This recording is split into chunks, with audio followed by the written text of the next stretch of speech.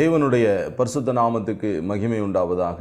இந்த 9வது மாதத்தின் கடைசி கர்த்தருடைய நாளிலே கர்த்தருடைய வார்த்தையோடு வசனத்தோடு உங்களை சந்திக்க செய்த ஆண்டவருக்கு மகிமை உண்டாவதாக. 9 மாதங்கள் கிருபையினாலே தம்முடைய வார்த்தையினாலே நம்மை நிரப்பி ஆலோசனை கொடுத்து நம்மை வழிகாட்டி நடத்தி வந்த ஆண்டவருக்கு நாம் மகிமை செலுத்துவோம். இந்த கர்த்தருடைய நாளிலே கர்த்தர் நம்மோடு இருக்கிறார். யாக்கோபின் தேவன் நமக்கு உயர்ந்த அடைக்கலமாக இருக்கிறார். இந்த நாளிலே கர்த்தருடைய செய்திக்காக காத்திருந்த போது ஆண்டவர் கொடுத்த வசனத்தை நான் உங்களுக்கு வாசிக்கிறேன். சங்கீதங்களின் புஸ்தகம் 46ஆம் சங்கீதத்தில் உள்ள 10வது வசனத்தை நான் உங்களுக்கு வாசிக்கிறேன். சங்கீதங்களின் புஸ்தகம் 46ஆம் சங்கீதம் 10வது மற்றும் 11வது வசனங்கள். நீங்கள் அமர்ந்திருந்து நானே தேவன் என்று அறிந்து கொள்ளுங்கள். ஜாதிகளுக்குள்ளே உயர்ந்திருப்பேன், பூமியிலே உயர்ந்திருப்பேன். சேனைகளின் கர்த்தர் நம்மோடு இருக்கிறார். யாக்கோபின் தேவன் நமக்கு உயர்ந்த அடைக்கலமானவர். ஜெபம் செய்வோம். பரிசுத்த பிதாவே, இரக்கமுள்ள எங்கள் ஆண்டவரே, பரலோகத்தின் பிதாவே, ஆசீர்வதிக்கப்பட்ட அருமையான இந்த நல்ல காலை நேரத்துக்காக ஸ்தோத்திரம். இந்த கர்த்தருடைய நாளிலே நம்முடைய திருவாய் மொழிகளை கேட்க எங்களுக்கு கொடுத்த மகா பெரிய பாக்கியத்துக்காக, கிருபைக்காக ஸ்தோத்திரம். இந்த மாதத்தின் கடைசி நாட்களுக்குள்ளே எங்களை கொண்டு வந்திருக்கிறீங்க. நம்முடைய வார்த்தையினாலே எங்களை நிரப்பி நடத்தி ஆசீர்வதிங்க.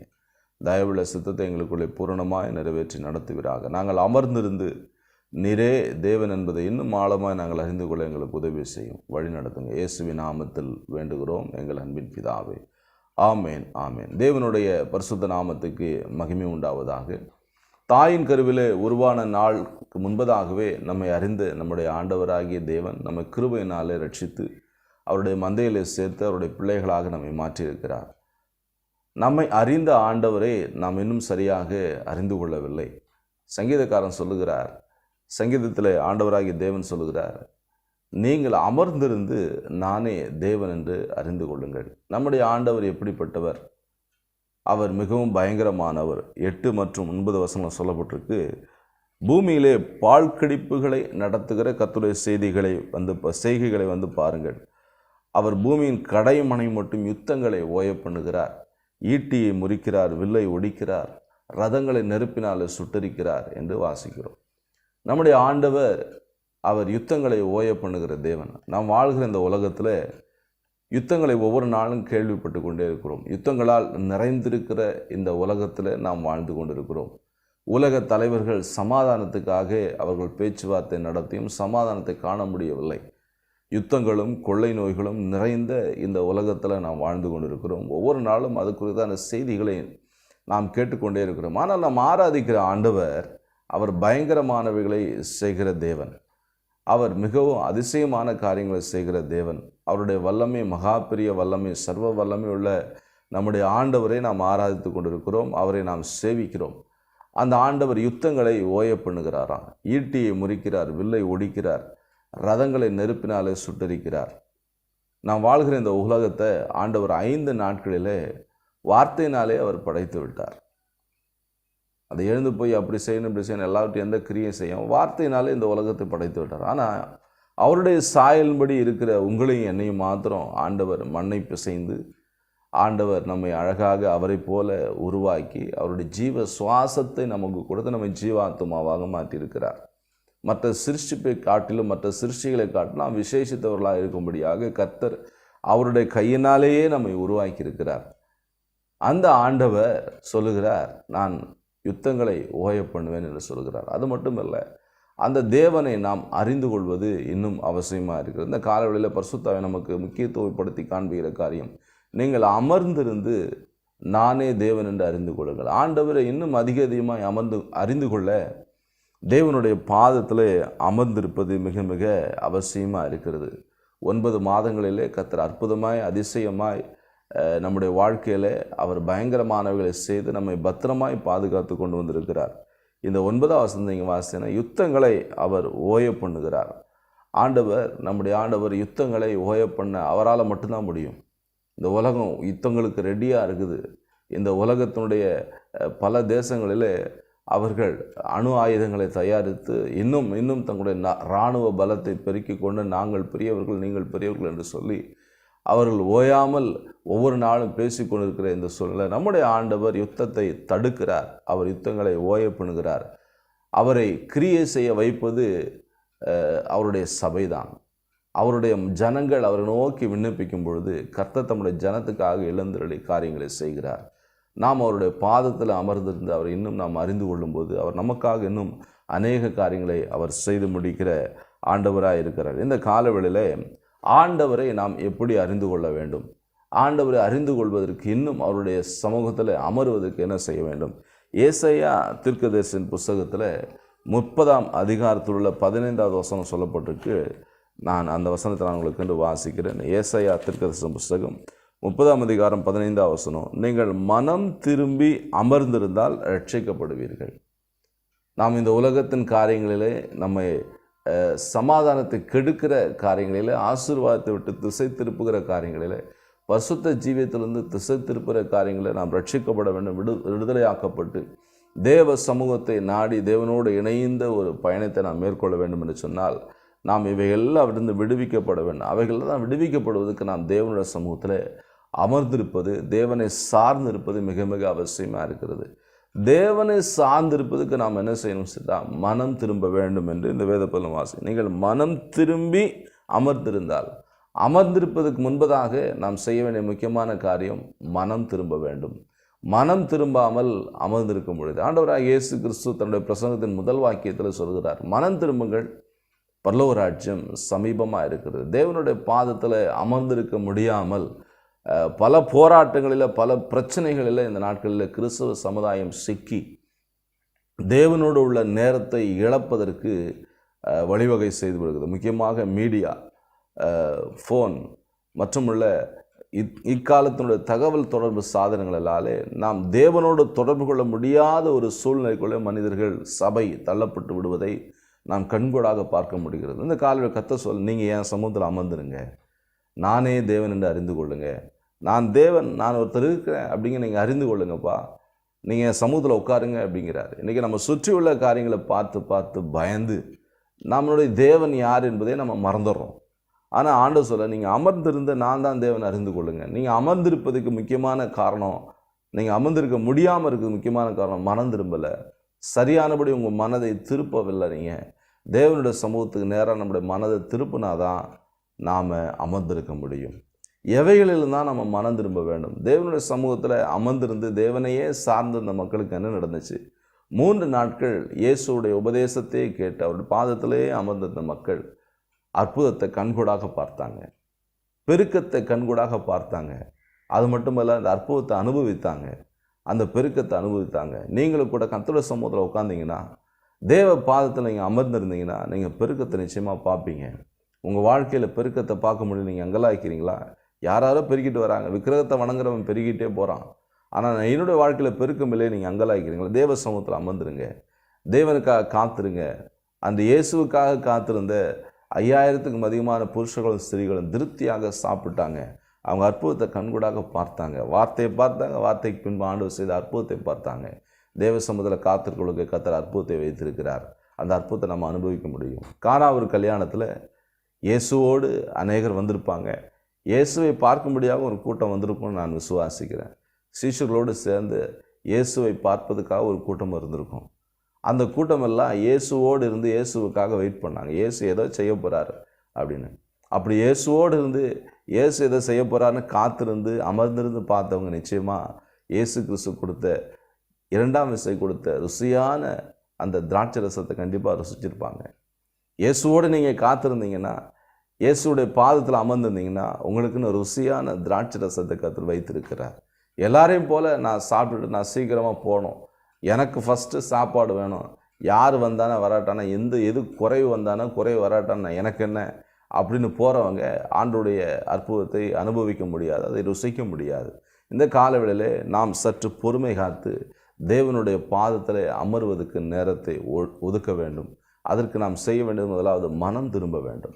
எவைகளிலிருந்தெல்லாம் நாம் மனம் திரும்ப வேண்டும் என்பது அந்த காலவேளையில் கர்த்தர் கொடுக்குற முக்கியமான செய்தி. முதலாவது நாம் மனம் திரும்ப வேண்டிய காரியம் என்னென்னு கேட்டிங்கன்னா, மனிதர் கையிலே விழாதிருப்பதற்காக மனம் திரும்ப வேண்டும்.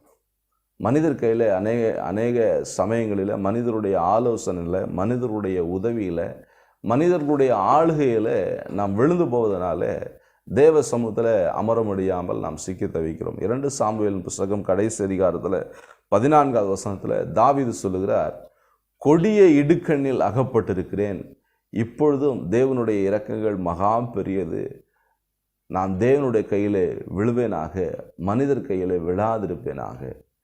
எல்லாவற்றையும் செய்து முடித்து சிக்கலிலே சிக்கின தாவீது சொல்லுகிறதான அறிக்கை, நான் மனிதர் கையில் விழாதிருப்பேனாக. தேவனுடைய இருதயத்துக்கு ஏற்றவன் தான் சுயசித்தத்துக்கு ஒப்பு கொடுத்து தேவனுடைய பாதத்தில் அமராமல், தேவனுடைய சத்தத்துக்கு செவி கொடுக்காமல் சுயமாக எடுத்த முடிவில் கொடிய இடுக்கணிலே சிக்குகிறார். அப்படி கொடிதான இடுக்கணிலே சிக்கின அந்த தாவீது சொல்கிறார், நான் மனிதர் கையிலே விழாதிருப்பேனாக. இந்த கால வேளையில் நாம் மனிதர் கையில் விழுறோமா? அடிக்கடி மனிதனுடைய ஆலோசனை தேடி போகிறோமா? அரசியல்வாதியுடைய ஆலோசனை தேடி போகிறீங்களா? வழக்கறிஞருடைய ஆலோசனை தேடி போகிறீங்களா? அடிக்கடி காவல் நிலையத்துக்கு போகிறீங்களா? சொந்தக்காரனுடைய ஆலோசனை கேட்குறீங்களா? ஆண்டவர் சொல்கிறாரு, நீ ஏன் சமூகத்தில் உட்காரு, நீ அமர்ந்திருந்த நானே தேவன் என்று அறிந்து கொள். தேவன் நம்முடைய வாழ்க்கையில் அற்புதங்களை செய்ய முடியாமல் போவது காரணம் என்ன? நான் மனம் திரும்பலை. எது இந்த மனம் திரும்பலை? மனிதர் கையில் போய் விழுறது, மனிதருடைய ஒத்தாசை, மனிதர் அவங்க செய்வாங்க, இவங்க செய்வாங்க, அங்கே போனால் அது நடக்கும், இங்கே போனால் இது நடக்கும். இப்படிப்பட்ட நிலையிலிருந்து நாம் விலகி தேவ சமூகத்தில் காத்திருக்கும்போது நிச்சயமாக நம்முடைய வாழ்க்கையில் அற்புதங்களை காண முடியும். அன்று தாவீது தேவ சமூகத்தை நோக்கி ஜெபித்தான். அந்த விண்ணப்பத்துக்கு கர்த்தர் பதில் கொடுத்தார். கடைசி வசனம் நீங்கள் வாசிங்கன்னா, கர்த்தர் விண்ணப்பத்தை கேட்டார், வாதை நிறுத்தப்பட்டது. இன்றைக்கு நிறுத்தப்படாத பல காரியங்கள் உங்களோட வாழ்க்கையில் தொடர்ந்து கொண்டே இருக்குதா? எல்லாவற்றுக்கும் ஒரு முடிவு உண்டாக்கப்பட வேண்டுமா? நீங்கள் கர்த்தர் நோக்கி ஜெபிங்க, நீங்கள் கர்த்தர் நோக்கி காத்திருங்க. நிச்சயமாக உங்கள் வாழ்க்கையில் நிறுத்தப்பட வேண்டிய காரியங்களை கர்த்தர் நிறுத்துவார். கர்த்தர் விண்ணப்பத்தை கேட்பார். நீங்கள் அப்படி செய்யும்போது நிச்சயமாக உங்கள் வாழ்க்கையில் அற்புதங்களை நீங்கள் பார்ப்பீங்க. நாமும் நம்முடைய குடும்பமும் செழிப்பாக இருக்கணும், கர்த்தருடைய ஆளுகைக்குள்ளே இருக்கணும். நம்ம கர்த்தருடைய சமூகத்தில் அமர்ந்திருப்பது மிக மிக அவசியமாக இருக்குது. 2 நாளாகமத்தின் புஸ்தகம் 16ஆம் அதிகாரம் 12வது வசனத்தில், ஆசா என்கிறதான ராஜாவுக்கு அவன் கடைசி நாட்களில் வியாதியில் சிக்கொண்டான். அந்த வியாதியின் நாட்களிலும் அவன் பரிகாரிகளையே தேடினான், கர்த்தரை தேடவில்லை என்று வாசிக்கிறோம். வியாதிகள் பல காரணங்களால் வருகிறது. முக்கியமான காரணம், கர்த்தரே ஒரு சில வியாதிகளை அனுமதிக்கிறார். எதற்காக? தேவன் பக்கமாக நாம் திரும்பும்படியாக, தேவனுடைய பாதத்தில் அமர்ந்திருந்து கர்த்தரே தேவன் என்று அறிந்து கொள்ளும்படியாக ஒரு சில வியாதிகளை கர்த்தர் அனுமதிப்பு. அந்த உணர்வு கூட இல்லாமல் நாம் அங்கும் இங்கும் அலைந்து திரியும் பொழுது நம்முடைய வாழ்க்கையில் அந்த வியாதியிலிருந்து விடுதலை பெற்றுக்கொள்ள முடியாது, கர்த்தரை தேவன் என்று அறிந்து கொள்ள முடியாது. தேவன் அவரண்டை இன்னும் நெருங்கி கிட்டி வருவதற்காக ஒரு சில வியாதிகளை கர்த்தர் அனுமதிப்பார். நாம் அதை சுதாரித்து கொண்டு, அதை உணர்ந்து கொண்டு தேவனுடைய சமூகத்தில் அமரும்போது நிச்சயமாக கர்த்தர் அவை எல்லாவற்றுக்கும் முடிவு உண்டாக்கி, யுத்தங்களை ஓய பண்ணுவதைப் போல நம்மை தொடர்ந்து வருகிற வியாதியிலும் கர்த்தர் ஓய்வை கர்த்தர் கட்டளையிட்டு நம்மை விடுதலையாக்கி ஆரோக்கியத்தின் பாதையில் நிச்சயமாக நடத்துவார். நாம் மனிதர் கையிலே விழுவதிலிருந்து மனம் திரும்ப வேண்டும். 2வதாக நாம் எதிலிருந்து மனம் திரும்ப வேண்டும்? கர்த்தருக்கு பயந்து கீழ்ப்படிந்து அவருடைய கற்பனைகளை கை கொள்வதற்காக மனம் திரும்ப வேண்டும். உபாகமத்தின் புஸ்தகம் 30ஆம் அதிகாரம் 8வது வசனத்தில், நீங்கள் மனம் திரும்பி என்னுடைய கற்பனைகளை கை கொள்ளுங்கள், எனக்கு கீழ்ப்படியுங்கள், எனக்கு செவி கொடுங்கள் என்று ஆண்டவர் சொல்லுகிறார். ஆண்டவருக்கு செவி கொடுக்க முடியாமல் இன்னும் அநேகர் தத்தளிக்கிறார்கள். காரணம், மனம் திரும்பவில்லை. தேவனுடைய கற்பனைகளை நாம் கை கொள்ள வேண்டும் என்று தங்களுடைய மனதை தேவனுடைய கற்பனையின் நீராக திருப்பாத ஒரு நிலையில் இருக்கிறாங்க. வேத வசனத்துக்கு என்னைக்கு நம்ம கீழ்ப்படினோம் அப்படிங்கிற மனசு நமக்குள்ளே வருதோ, அப்போ தான் நிச்சயமாக நாம் பூரணமான ஆசீர்வாதங்களை பெற்றுக்கொள்ள முடியும். ஏசாயா தீர்க்கதரிசி புஸ்தகம் 26ஆம் அதிகாரம் 3வது சொல்லுது, உம்மை உறுதியாய் பற்றி கொண்ட மனதை உடையவன் உம்மையே நம்பியிருக்கிறபடியால் நீர் அவனை பூரண சமாதானத்துடன் காத்துக்கொள்வீர். ஆண்டவருடைய வசனத்தை உறுதியாக பிடிச்சு கொள்ளணும், வசனத்தின்படி கற்பனையின்படி வாழணும், அதுக்கு நான் கீழ்ப்படியணும் அப்படின்னு உங்கள் மனசை நீங்கள் திருப்பினீங்கன்னா தான், நீங்கள் ஒரு முடிவு எடுத்தால் தான் உங்கள் வாழ்க்கையில் கர்த்தர் பெரியவர் என்பதை நீங்கள் பார்க்க முடியும். ஆண்டவர் மிகவும் பெரியவர். கர்த்தர் நம்முடைய பிரச்சனைகளை காட்டிலும் மிக பெரியவர். கர்த்தர் நம்முடைய சூழ்நிலை காட்டிலும் மிக பெரியவர். அந்த பெரிய ஆண்டவரை நீங்கள் அவருடைய நன்மையை அனுபவிக்கணும்னா உங்கள் மனசை நீங்கள் திருப்பணும். எதுக்கு நேராக திருப்பணும்? வசனத்துக்கு கீழ்ப்படியணும். நான் கீழ்ப்படிஞ்சே திருவேன். என்ன நடந்தாலும் நான் சத்தியத்தின்படி வாழ்வேன், நான் சத்தியத்துக்காக கீழ்ப்படிவேன், நான் வசனத்தின்படி வாழ ஒப்பு கொடுக்குறேன் அப்படின்னு நீங்கள் ஒப்பு கொடுத்தீங்கன்னா நிச்சயமாக உங்கள் வாழ்க்கையில் கர்த்தர் பெரியவர் என்பதை நீங்கள் உணர்ந்து கொள்ள முடியும். ஏசாயா 1ஆம் அதிகாரம் 19ஆம் வசனம் இப்படியாக சொல்லுகிறது, நான் மனம் பொருந்தி, நீங்கள் மனம் பொருந்தி செவி கொடுத்தால் தேசத்தின் நன்மையை புசிப்பீர்கள். நீங்கள் செவி கொடுக்கணும். கர்த்தருக்கு செவி கொடுத்தீங்கன்னா உங்களுக்கென்று ஆண்டவர் தேசத்தில் வைத்திருக்கிற நன்மையை நீங்கள் புசிக்க முடியும், அதை நீங்கள் அனுபவிக்க முடியும்.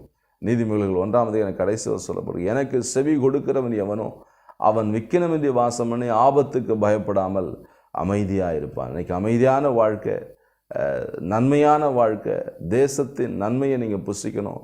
உங்கள் வாழ்க்கை ஆசீர்வாதமாக இருக்கணும்னா நீங்கள் கர்த்தருடைய கற்பனைகளுக்கு செவி கொடுப்பதுக்காக மனம் திரும்பணும். உங்கள் மனசை திருப்புங்க. எதுக்கு? கற்பனைகளுக்கு நேராக, தேவனுடைய வார்த்தைக்கு நேராக, வசனத்துக்கு நேராக நீங்கள் உங்கள் இருதயத்தை திருப்பும்பொழுது நிச்சயமாக நீங்கள் ஆசீர்வதிக்கப்படுவீங்க. அப்படி நீங்கள் உங்கள் மனசை நீங்கள் தேவனுக்கு நேராக திருப்பாத பட்சத்தில் எத்தனை பேர் உங்களுக்காக ஜெபம் பண்ணாலும், எத்தனை பேர் உங்கள் தலைமையில கை வச்சாலும் நீங்கள் ஆசீர்வதிக்கப்பட முடியாது. உங்கள் வாழ்க்கையில் நீங்கள் செழிப்பை பார்க்கவே முடியாது. நீங்கள் ஏமாந்து போவீங்க. உங்களை நீங்களே ஏமாற்றிக் கொள்ளாதீங்க. வசனத்துக்கு கீழ்ப்படிங்க. வசனத்துக்கு கீழ்ப்படியும்படியாக உங்களுடைய சிந்தனைகளை, இருதயத்தை அடக்கி அமர பண்ணுங்க. நிச்சயமாக நீங்கள் ஆசீர்வதிக்கப்படுவீங்க. மூன்றாவதாக எதிலிருந்து நாம் மனம் திரும்ப வேண்டும்?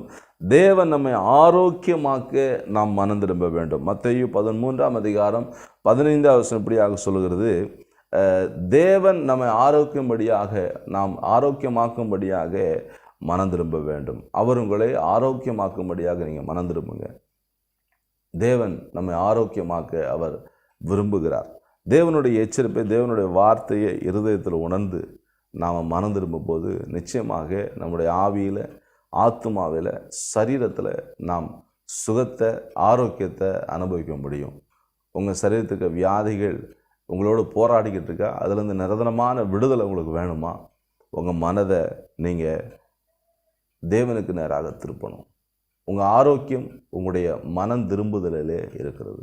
மனம் திரும்ப வேண்டிய காரியங்களை விட்டு நீங்கள் மனம் திரும்பும்பொழுது நிச்சயமாக உங்கள் ஆரோக்கியம் நீங்கள் பெற்றுக்கொள்வீங்க. கடைசியாக பிள்ளைகளை போல நீங்கள் மாறுவதற்கு மனம் திரும்ப வேண்டும். மத்தேயு 18 சொல்லப்பட்டிருக்கு, நீங்கள் பிள்ளைகளை போல மாற வேண்டும் என்று சொன்னால் நீங்கள் மனம் திரும்பணும். மனம் திரும்பாத பட்சத்தில் நீங்கள் கர்த்தருடைய ஆசீர்வாதத்தை நீங்களும் பெற்றுக்கொள்ள முடியாது. உங்கள் தேவனிடத்தில் வருகிறவளையும் நீங்கள் தடை செய்திருவீங்க உங்கள் ஜீவியத்தினாலேயே. சீஷர்கள் அன்றைக்கு பிள்ளைகளுடைய மனதை உணராமல் பிள்ளைகளை அதட்டினார்கள். இயேசுவண்டை வருகிறவர்களுக்கு அவர்கள் தடையாக நின்றார்கள். மனம் திரும்ப வேண்டியது சீஷர்கள். கிறிஸ்தவர்களாகிய நாம் மனம் திரும்ப வேண்டும். மனம் திரும்பும் பொழுது நாம் அநேகரை கர்த்தருடைய நடத்துவதற்கு ஏதுவாக இருக்கும். நாமும் பரலோகம் போய் சேர அது ஏதுவாக இருக்கும். பிள்ளைகளைப் போல நாம் மனம் திரும்ப வேண்டும். நாம் மனம் திரும்பி பிள்ளைகளைப் போல மாற வேண்டும். கர்த்தர் இப்படிப்பட்ட வார்த்தையின்படியே கர்த்தர் உங்களை ஆசீர்வதிப்பாராக. 4 மனம் திரும்புதலை நாம் குறித்து பார்ப்போம். மனிதருடைய கையிலே விழாதிருப்பதற்காக நாம் மனம் திரும்ப வேண்டும். 2வதாக கர்த்தருக்கு பயந்து அவருடைய கற்பனைகளுக்கு செவி கொடுத்து அதன்படி வாழ நம்முடைய மனதை திருப்ப வேண்டும். 3வதாக தேவன் நம்மை ஆரோக்கியமாக்கும்படியாக நாம் மனம் திரும்ப வேண்டும். கடைசியாக பிள்ளைகளைப் போல மாறுவதற்கு நாம் மனம் திரும்ப வேண்டும். இப்படிப்பட்டதான மனம் திரும்பாமல் இல்லாத பட்சத்தில் நாம் கர்த்தருடைய சமூகத்தில் அமர முடியாது. கர்த்தருடைய சமூகத்தில் அமராத பட்சத்தில் தேவன் யார், தேவன் எவ்வளவு பெரியவர் என்பதை நாம் அறிந்து கொள்ள முடியாது. கர்த்தர் நம்முடைய வாழ்க்கையில் பெரியவராக இருக்க விரும்புகிறார். ஆண்டவர் நம்முடைய வாழ்க்கையில் தம்முடைய வல்லமை வெளிப்படுத்த விரும்பி தான் இந்த வசனங்களை கொடுத்திருக்கிறார். இதற்கு மனம் திரும்புதல் மிக மிக அவசியமாக இருக்குது. ஆண்டவர் நமக்காக அற்புதங்களை செய்ய நாம் மனம் திரும்பி தேவ சமூகத்தில் அமர்ந்திருக்க கர்த்தர் நமக்கு உதவி செய்வாராக. இந்த வசனங்களுடைய கர்த்தர் உங்களை ஆசீர்வதிப்பாராக. உங்களுக்கு ஆட்சேபிக்கிறேன். பரிசுத்த பிதாவே, இரக்கமுள்ள எங்கள் ஆண்டவரே, பரலோகத்தின் தகப்பனே, ஆசீர்வதிக்கப்பட்ட அருமையான இந்த கால வேளையில் நாங்கள் மனம் திரும்ப வேண்டிய காரியங்களை குறித்து எங்கள் மத்தியில் நீங்கள் சொல்லிக் கொடுத்தீங்க. அதுக்காக ஸ்தோத்திரம். உம்முடைய ஜனங்களாகிய நாங்கள் ஆண்டவரே உம்முடைய பாதத்தில் அமர்ந்திருக்க நாங்கள் மனம் திரும்பி உம்முடைய சமூகத்தில் அமர்ந்திருந்து நீரே பெரியவர் என்பதை எங்களுடைய வாழ்க்கையில் நாங்கள் கண்டு அனுபவிக்க ஆசீர்வதிக்கப்பட எங்களுக்கு உதவி செய்வீராக. இந்த வார்த்தையின்படியே ஆண்டவரே அருமையான சகோதரர்களை சகோதரிகளை கர்த்தர் ஆசீர்வதிப்பீராக. பிதா குமாரன் பரிசுத்தாவின் நாமத்தினாலே உம்முடைய ஜனங்களிடையே ஆசீர்வதித்து ஜெபிக்கிறேன். வழி நடத்துங்க. இயேசுவின் நாமத்தில் வேண்டுகிறோம் எங்கள் அன்பின் பிதாவே. ஆமேன், ஆமேன். God bless you. கர்த்தர் உங்களோடு இருப்பார். கர்த்தர் நடத்துவார்.